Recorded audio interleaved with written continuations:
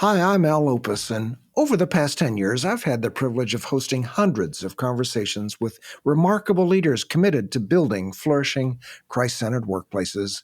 And this summer, we're bringing back some of your favorites, episodes that have resonated most with our listeners and continue to offer timeless wisdom, encouragement, and practical insights. And whether you're listening to this conversation for the first time or revisiting them with fresh perspective, I pray they inspire you to equip and create flourishing workplaces. So let's dive in to this encore episode. This episode aired in 2021 during the height of the Great Resignation, a time when many were leaving their jobs in search for something more fulfilling. And in this conversation, my colleague Giselle Jenkins and I explore the 8-factor Flourish Model, which was soon to be introduced in my book, Road to Flourishing, in the spring of 2022. Welcome to the Flourishing Culture Leadership Podcast, your home for open, honest, and insightful conversations to help develop your leadership, your team, and build a flourishing workplace culture. This is the first segment of a special new series called 8 Ways to Build a Flourishing Culture. Whether you're joining us for the first time or you're a loyal listener, the 8 Ways to Build a Flourishing Culture reveals the 8 proven drivers of a flourishing culture that can take your organization to the next level. Well, let's get started, and I want to welcome my colleague, BCWI Director for Consulting Services, Giselle Jenkins. Giselle and I are going to unlock each of the 8 best ways to build a flourishing workplace. Welcome, Giselle. Thanks, Al. It's great to be with you. Giselle, you have 25 years of professional experience, and let's talk about some of the inside transformational stories about the steps that you have seen leaders take to help build a flourishing workplace culture. And I've got a few stories of my own. That sounds great, Al. As you and I have talked about, Giselle, these 8 essential drivers of healthy workplaces have been confirmed through rigorous research that we've done through the hundreds of thousands of employee survey responses from over 1,000 Christian organizations in the U.S., Canada, and around the world. So let's get right to it. Giselle, give us the first driver of a healthy workplace where more work gets done in less time and with greater results. Sure, Al. The first driver of a healthy workplace is fantastic teams. At BCWI, fantastic teams, their definition is that they exemplify a spirit of partnership and collaboration. A flourishing workplace is not about me, but rather it's all about we. So fantastic teams are all about achieving shared goals and objectives within a department, across departments, and across the organization. Well, give us a story where you've seen fantastic teams build the health of an organization's culture. Sure. I'd like to tell a story about a great ministry partner, which is Bible League Canada. And several years ago, we began working with them, and they were struggling basically across the board with engagement, and teamwork was included in that. We suggested they do focus groups, and that's their ability to dive deeper and find out what employees really need. And they did that, and they got the organization together, and they came up with 21 things to work on. Well, frankly, that's a lot of things. And they decided to go for it, though. And so as a team, they took accountability for improvement for these 21. And they did that by creating a shared document, and it listed the common goals for the year, all 21 of them, and then assigned different teams work. And weekly, they posted their progress. And each of the teams could see how they played a part in the improvement. And they also could see how they depended on each other. This very coordinated effort supercharged their cross-departmental teamwork, and the end result was it produced the single highest one-year improvement in engagement we've ever seen. I think the bottom line is I believe that knowing the goals, depending on each other for excellence, and then keeping the goals in constant sight were keys for their success. It's really what makes fantastic teams. That's a great example, and I remember talking with them about that. When you define team goals, you assign responsibility, you keep them in focus, you accomplish those goals, you celebrate success. That really does supercharge a fantastic team. So, Al, why don't you tell us about the second driver of a healthy workplace, which is what we call life-giving work? Yeah, thanks. Life-giving work is work which is full of meaning and has significance or purpose that is life-giving. Work is inspirational when people are devoted to the role that they have and they utilize their skills and their spiritual gifts, and as a result, they love the work and they love working for the organization that they're in. Can you give us a favorite story where you've seen life-giving work improve the health of an organization's workplace? Well, we work with an organization named Hope International, and they work with poor countries around the world with micro-lending. And what they do is they have people tell stories of how the work that each of their staff have impacted in the way that they've impacted the people's lives, their personal lives, their families' lives, and how that's been improved. And that just gives each of the employees a sense that the work that they do is important. They've also structured their workplace to have fun. They have fun together. They meet together outside the office. They eat together outside the office. They even have a ping pong table or two outside their door in their office where they can have a ping pong competition, which builds camaraderie within the team. So that's an example of an organization that really has this sense of life-giving work. I think that really is a great example of life-giving work. We know that Christian-led organizations, life-giving work is one of the most important reasons that people actually choose to work there to begin with, and they choose to stay there. You could look at it in the sense of Jim Collins' favorite example of the hedgehog. It's really a hedgehog for Christian organizations and a hedgehog for retention. I think that's the competitive advantage that Christian organizations have in the marketplace, in the labor market particularly, because what we're doing in Christian organizations has an eternal purpose. It's truly life-giving. Well, that's life-giving work. Now let's talk about the third driver, outstanding talent. So outstanding talent, we believe that organizations' success is highly affected by the fit, the experience, the gifting of the people it attracts, the people it retains, rewards, and ultimately, and hopefully promotes into technical and leadership roles. So outstanding talent means having and keeping highly qualified people with the necessary calling, character, competence, chemistry, and contribution to achieve the organization's mission. Well, how about a story, Giselle, where you've seen outstanding talent increase the health of an organization's culture? Yeah, so when we look at outstanding talent, it's got four facets to it. And one of the organizations we work with is a large multi-site church in an urban community, and they've got a wonderful reputation. So the first of the four areas that make up outstanding talent, which is attracting great talent, well, this church was knocking it out of the park.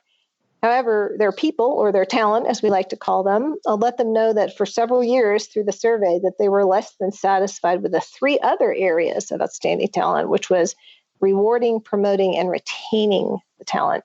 So as a result, they're actually losing some of their best people. We worked with leaders to come up with a strategy to turn this thing around. And what we did was discovery groups. We asked the employees questions at the campus level in a two-way dialogue. And we said, what does the church need to do to retain you? What does that look like? When will you consider yourself to be rewarded? And it was great. We got some great answers, great, as I said, two-way dialogue. Here's what they said. I would like to work with my supervisor on a one-year development plan so I can grow and learn. Second thing they said is, if I do a great job, I'd like specific recognition, like a small reward tied to my progress. And then third, they said, I'd like to see that there's a career path here, and I'd like to be given the opportunity to get on that path if I'm willing to make the effort. What's really neat about this story is that it was easy for leaders to say yes to the whole list. And because they got together, had those discovery groups, they could hear from their employees directly. And this really engaged this group, which was predominantly millennial. And they're just really a great group of talented people, and I know they'll be able to retain them. It's really interesting. When we start with asking employees what the issues are, oftentimes you find that you're surprised on what you actually find. And what you find out is, in this case, is that it's often easier and cheaper to resolve than you might have imagined otherwise. So starting off with discovery groups to find out exactly what the issues are is a great start with this. Tell us about the fourth driver, Giselle. Well, we call the fourth driver uplifting growth. And Uplifting growth improves the performance of individuals, of groups, and essentially the organization overall. And as you have uplifting growth, you can meet the challenges in a changing world. Most significantly, growth comes from related experience along with interactions with others. So your interaction with a manager, with a mentor, or with a coach. And then it also does come from formal development events like training. I know you've got a good example of how uplifting growth has strengthened the health of an organization. Tell us about it, Giselle. Sure, Al. Let me just give you the background. We've learned from our ministry partners that rescue mission work is amazingly challenging. Everyone needs to be primed and ready to serve because they're serving some of the most hurting and struggling people in the nation. Well, we began working with a large rescue mission who is really making a terrific impact, but their employees were struggling at the front line. When we looked into it, we found out that like many other organizations, their frontline supervisors had been placed in their positions without training or preparation, and they didn't really know how to grow and develop others. The BCWI engagement survey mines for this through our uplifting growth questions. Well, in this case, the scores were very low in this particular area, and employees weren't getting the support they needed to do a good job, and the supervisors didn't have the basic skills to help them. The solution was we worked with the leadership to develop basic supervisor training. These are skills around communication, delegation, giving and receiving feedback, giving employees clear directions through accurate job descriptions, how to conduct performance reviews, even the keys to effective one-on-one meetings. Well, the result was the turnaround for this factor, uplifting growth, was actually amazing. Employees showed their gratitude for their supervisor's new abilities by giving them very strong positive feedback on the next survey. And they said that their supervisors now were caring for them more as people. They were caring about their development, and they actually had much more role clarity. They knew what they were supposed to do. Well, that's a great example. Frontline supervisors and managers is a key level in an organization. And it's very interesting to me that when you invest in the growth of these managers, it really helps the organization prepare itself for growth, because oftentimes that's where we see stagnation, is in that frontline management area. Yes, Al, that's actually a really common theme that we hear as we talk with our ministry partners, that front-level supervisors haven't received that training and preparation. Well, let's go on, Al, and talk about the fifth driver of a flourishing workplace, which is rewarding compensation. Well, rewarding compensation programs provide tangible resources that include benefits such as medical, retirement, and paid time off, in addition to the paycheck. And fair and equitable total compensation plans provide a sense of peace of mind and a satisfaction that an individual's personal and financial needs are being met. So, rewarding compensation practices remind employees that they are respected and valued, maybe even loved in their organization. Al, what's a favorite story where you've seen rewarding compensation enhance the health of an organization? Well, we've worked with one organization probably now for 12 years in a row. And in the early years, what we found out was that they were not paying their staff competitively. They were in a very high-paid area, and they were looking at data that did not reflect the local compensation level. So they did a study, and they built a competitive salary structure.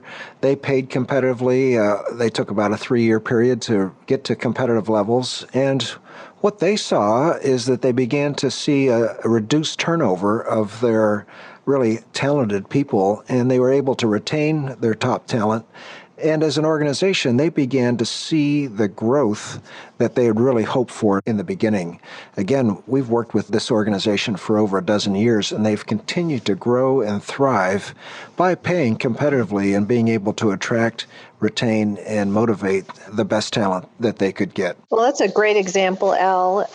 We all know that employees want to give their best, and when their compensation and benefits are appropriate and rewarding, they're free to exercise their gifts and talents for the mission, and also free from undue stress and worry or just making ends meet. Exactly. And that also builds integrity, where if there's competitive compensation levels, it really builds integrity with leaders and builds trust within the organization. So, Giselle, one of my favorite drivers is the sixth driver, and that's inspirational leadership. Tell us a little bit about that. Inspirational leadership as a factor is routinely at the top, if not actually the top predictor of employee engagement across all the industries and organizations that we survey. And it's really the extent to which a leader exhibits good character and is also competent. And this is crucial for inspirational leadership. Well, give us a story, Giselle. What comes to mind? Well, a very recent story comes to mind, actually. We have a nonprofit leader that we've worked with before over the years who took on a new role as president of a struggling organization. And this organization, unfortunately, had back-to-back leadership failures. And one of the results was that they were losing their clientele, they were losing their talent, they were losing their funding, they were having a shrinking footprint in the nation.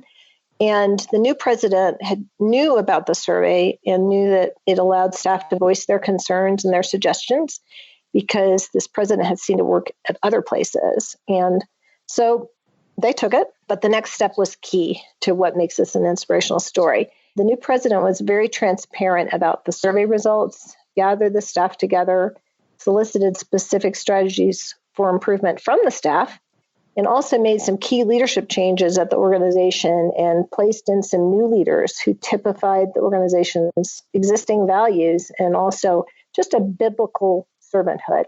In implementing the changes, the new president was really transparent and very honest, very open, listened well to people, and what proved to be trustworthy because there was a lot of follow-through involved. And according to the staff, did it with humility and collaboration. The results were amazing. Staff this year are excited about the future, believe more in the mission and vision, are feeling more life from their work. And also, they actually report having more fun. So I consider it a remarkable story of inspirational leadership at work. And this story really shows how some of these factors are interrelated with each other. I mean, you've talked a lot about life-giving work and how inspirational leadership can provide an environment for life-giving work. That's great. I love the way this organization started off. They measured their culture. They understood where the gaps were. They communicated transparently. They acted on the results. They created this biblical servanthood model that really brought in a depth of spiritual character. And what happened? They had great outcomes. That's a great story, Giselle. So now let's talk about the seventh driver of a flourishing workplace, which is sustainable strategy. Oh, sustainable strategy. Yes, this is an organization's deliberate, effective approach to serve its constituents. Sustainable strategy entails the plan determined to achieve the organization's vision and to provide a solution to meet the need of the organization that it's set out to remedy. Mission and vision are essential. There's no question, there's no debate about that. But without a strategy, they're just ideas.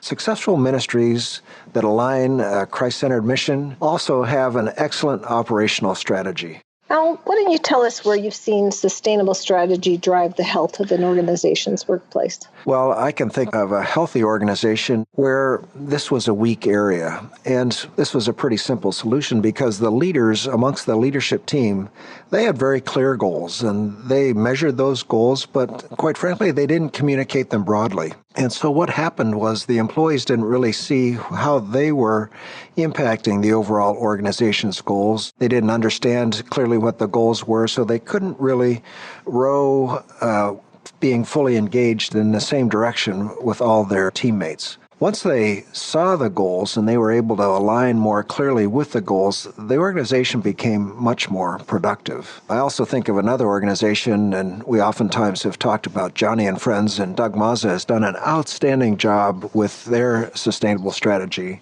And they've worked very closely with their board to identify what the key elements are that they're going to focus on. They focus on 3 or 4 over a 5-year period, and they really attack it. And again, there's a lot of broad involvement in developing the strategy. People understand and are involved in developing the goals. And then once the goals are set, they know exactly what to do to go about accomplishing them. So strategy is a key element, and we're seeing it's becoming an even more important element as time goes by. Those are really 2 very good examples, and I know there's listeners out there, and they really appreciate the insights that you've learned through those 2 organizations. I found that a sustainable strategy is really hard to develop, but when employees know about the strategy, they understand the goals, and they begin to believe in the strategy, well, they're engaged and they'll get behind it. And that's really what you've just communicated to us.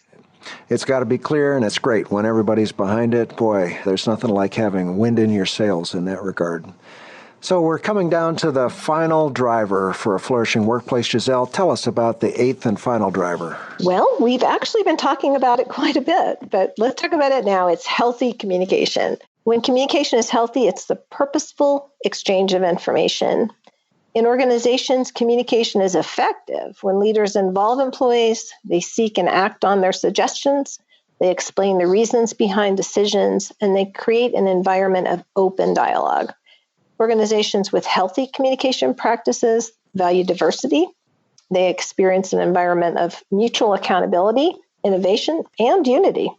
So what does healthy communication look like when it's driving a flourishing culture? Well, recently I had the privilege of working with a Christian K-12 school, and they have a great turnaround story. Their practices were so good they could be in a textbook, excuse the pun.